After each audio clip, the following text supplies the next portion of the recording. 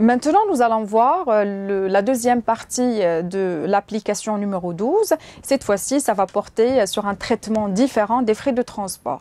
Le 23 avril, l'entreprise Alia envoie à son client Saphir des marchandises et paye en espèces le montant de 200 dirhams hors taxe à un transporteur, facture numéro 45. Donc là, d'emblée, on voit que l'on a fait appel à un transporteur, un spécialiste de transport. Donc, ce n'est pas du tout assuré par les propres moyens du vendeur. Et dans ce cas-là, on va appeler ça le port des bourgs. Voilà.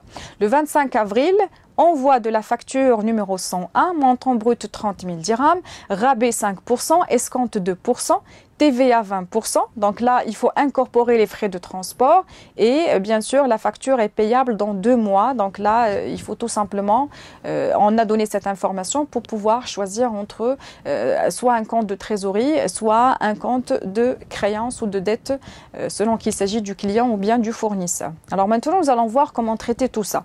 Nous avons dit, quand il s'agit d'un port des bourgs, le vendeur va décaisser d'abord le montant de la prestation. Donc, il va d'abord honorer le montant de la prestation au prestataire de transport et par la suite, il va tout simplement répercuter ce montant-là dans la facture qu'il va envoyer à son client. Donc, on nous a donné l'information comme quoi les frais de transport ont coûté 200 dirhams à notre transporteur, à notre vendeur. Donc, 200 dirhams. Il faut incorporer la TVA, 200 c'est un montant hors taxe. Ici, le taux à choisir, c'est le taux de 14%. C'est le propre du port des bourgs. Dès qu'il s'agit d'un port des bourgs assuré par un prestataire externe, automatiquement, le taux à appliquer est un taux de 14%. Voilà, donc, et là, nous avons 228. Par la suite, on va reporter le port des bourgs en TTC dans la facture que l'on va envoyer au client.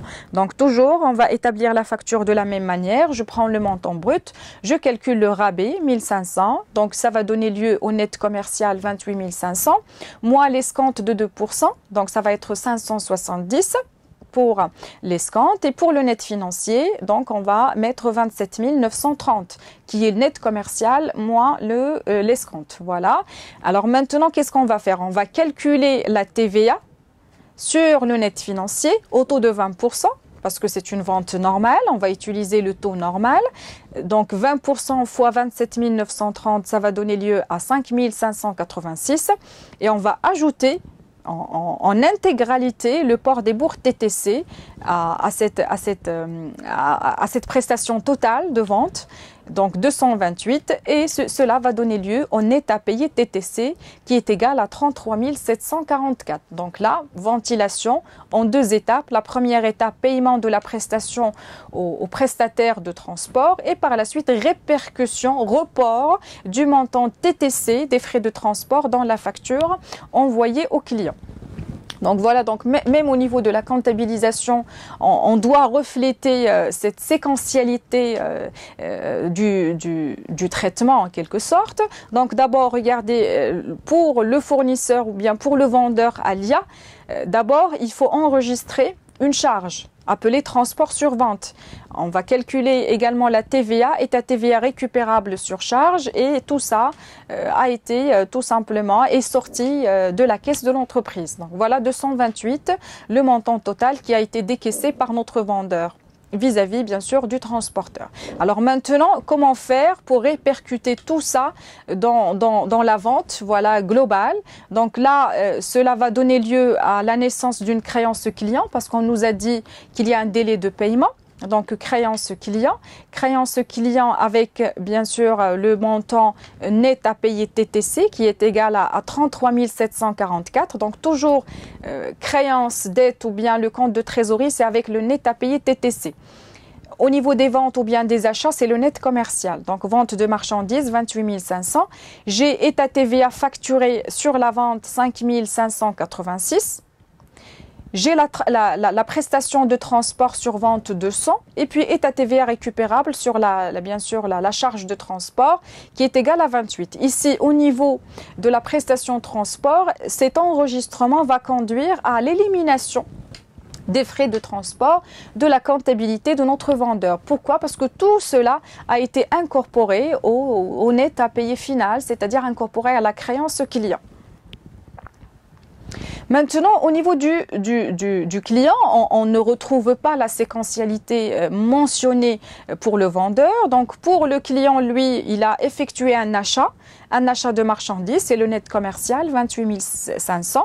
Il va payer une prestation de transport de 200 dirhams et ta TVA récupérable sur charge, donc 5 614. Donc, faites attention ici, la TVA que nous avons ici, c'est la TVA de la vente plus la TVA du transport. Voilà, donc c'est la TVA commune aux deux prestations, l'achat et bien sûr la prestation de transport.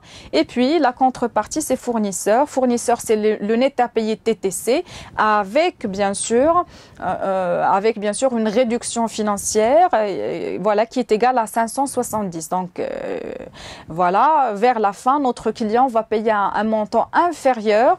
Pourquoi? Parce qu'il a bénéficié d'une réduction financière de 570.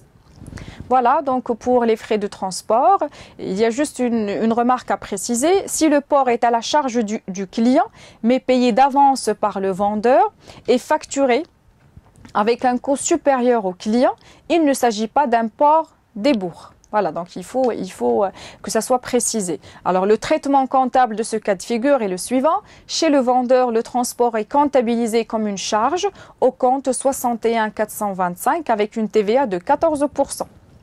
Les frais de transport majorés, c'est-à-dire plus la marge incluse du vendeur, sont comptabilisés au compte 71 276, port et frais accessoires facturés avec une TVA de 20% lors de la comptabilisation de la facture vente. Donc là, c'est un cas spécial voilà, de facturation voilà, qui ne relève pas des traitements que nous avons vus au niveau du port forfaitaire et au niveau du port débours.